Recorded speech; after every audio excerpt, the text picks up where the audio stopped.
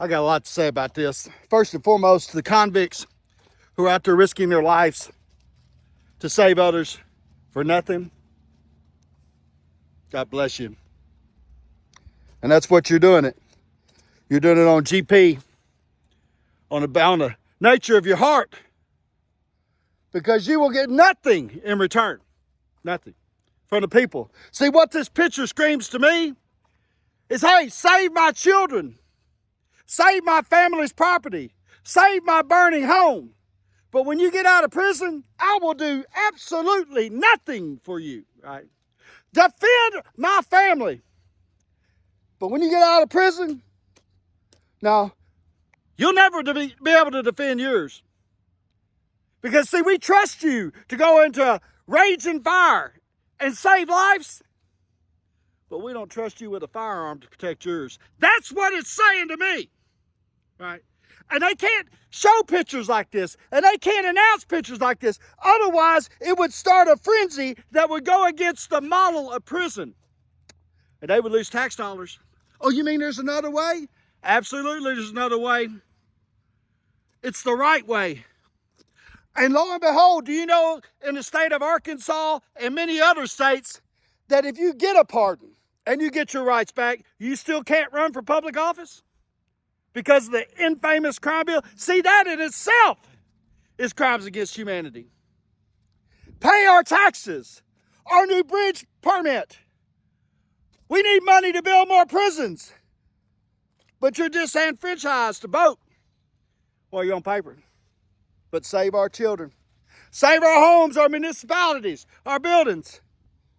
And lo and behold, you'll never be able to run for public office and change any of it, even with a pardon, because you're just not good enough. It is the elitist control on 10% of society that would only expect people to run into a raging fire and never give them the full rights of their citizenship back. Yeah, it's the king's rule. We're better than you. Yeah. You're too dumb to govern yourself. What? You mean you made a mistake? We don't make mistakes. We got here by what?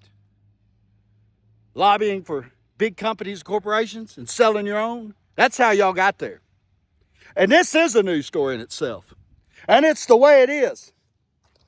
That you pompous people that only make rules to benefit yourself and not the general public and the blue-collar working class would think and dare to make a rule and then have a child or a nephew, right, that gets convicted of a nonviolent crime and then go to them and tell them, hey, you can't have a handgun to protect your family, to preserve my bloodline, to protect your wife and kids. Nope. There ain't one of y'all in any legislature is going to do that. But you'll send convicts into a fire, won't you? What, buy them a bottle of water? Give them a pat on the back? Give them some good time? So what, you can keep them, your foot on their neck again? It is time to change. It is time for convicts to be in office. It is time for the nonviolent offender to get his rights back as soon as his sentence is done. Right? And if you got a problem with people raping and killing and victimizing children and all, then you need to sentence them appropriately and build prisons for that. Instead of make everybody check the box. Get a background check for an apartment. Be low income because they made a mistake. Turns out y'all made a mistake in California, didn't you? Who's going to prison for that? Who's going to check the box the rest of their life for that? Governor, prison board member, legislature, Arkansas, where if you get caught with a gun the second time for just possession, you're going to do a minimum of 16 years to the door. Who does that? Governor, state representative, knowing good and damn well that you wouldn't run in the fire, but you'd send the convicts. What?